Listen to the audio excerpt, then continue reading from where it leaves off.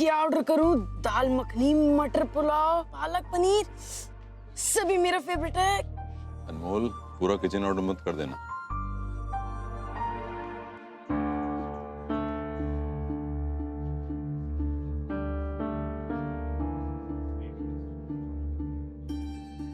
बिहू, क्या बात है, तुम बड़ी परेशान सी लग रही हो।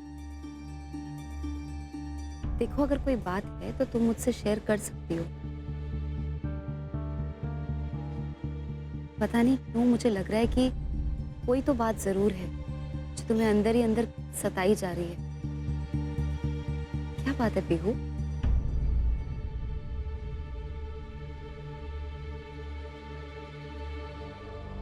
पीहू, माँ कुछ पूछ रही है तुमसे।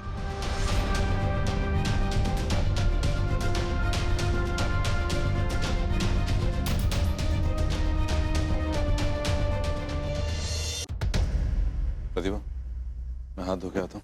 पापा, मुझे भी आता ना। चल चल।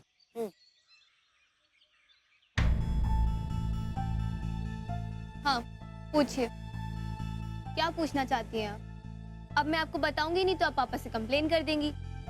वैसे भी आजकल पापा को अपने साइड में लेके सब कुछ हिसाब से करना चाहती है ना आप। ऐसी कोई बात नहीं है, तुम बात को गलत ले रही हो। तुम्हारे पापा और मैं कोई अलग थोड़ी भी हैं।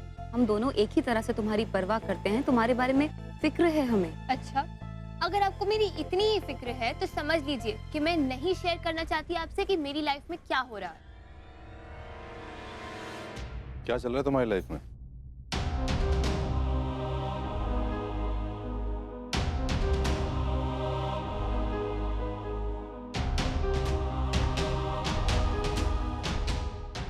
पापा वो ये और इसकी सहेलियां अभी से डाइट वाइट शुरू कर चुके हैं।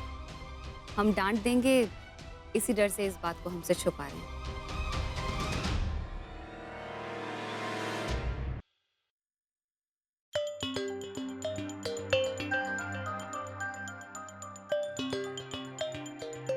भाभी, आप यहाँ पे?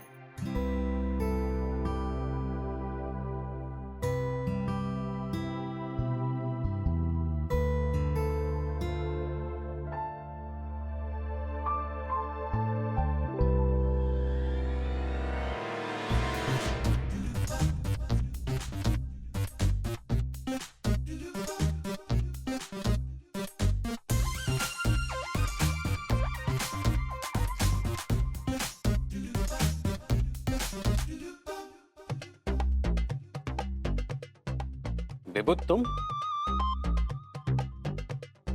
और ये सब क्या है? तुम भाभी की तरह क्यों बनी हुई हो?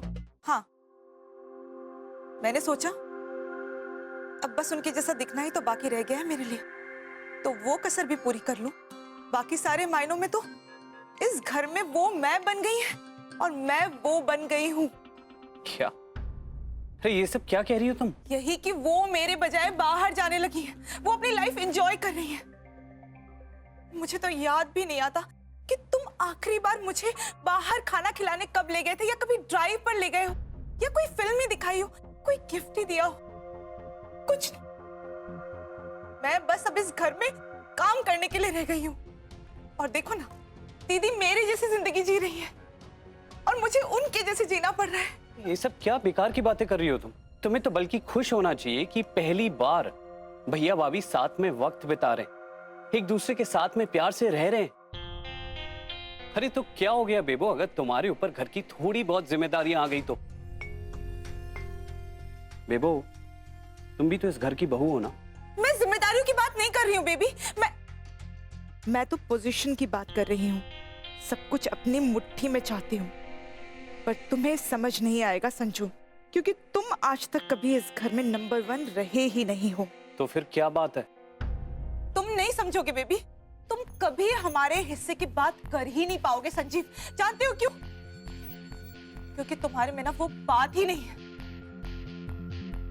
तुमसे अच्छे तो भाई साहब के बच्चे हैं, कम से कम वो कुछ बोलते तो हैं।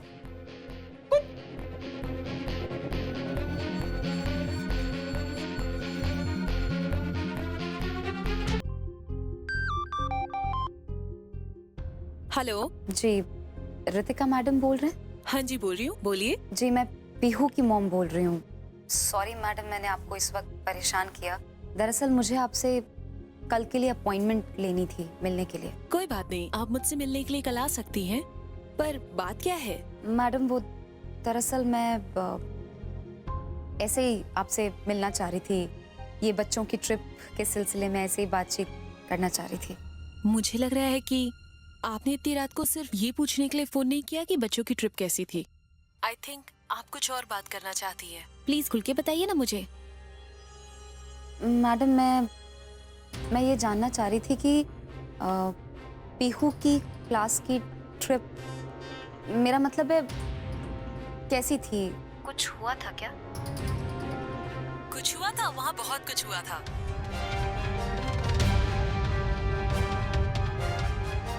बहुत कुछ? मतलब? अरे आप घबराइए मत, मेरा मतलब है बच्चों ने वहाँ बहुत एंजॉय किया था। अच्छा, मुझे ऐसा लग रहा है कि शायद कोई और बात है। जब से पीहू इस ट्रिप से वापस लौटी है, बहुत ही बदली बदली सी लग रही है। घबराई हुई सी रहती है, डरी डरी सी रहती है, पता नहीं किस सोच में गुम रहती है। मैंने कई बार उससे पूछने की कोशिश भी की, लेकिन वो मेरी बात को टाल देती है। देखिए, जहाँ तक मुझे पता है सब बच्चों ने वहाँ बहुत एंजॉय किया था। सब बच्चे खुशी खुशी ठीक ठाक गए थे और ठीक ठाक वापस आ गए। और पीहू ने भी बहुत एंजॉय किया था वहाँ। ऐसा कुछ मुझे तो जानकारी नहीं है अभी तक। ठीक है मैडम, शायद मुझे कुछ गलतफहमी हो गई होगी। आई एम सॉरी, मैंने आपको इस वक्त परेशान किया। Good night. Good night.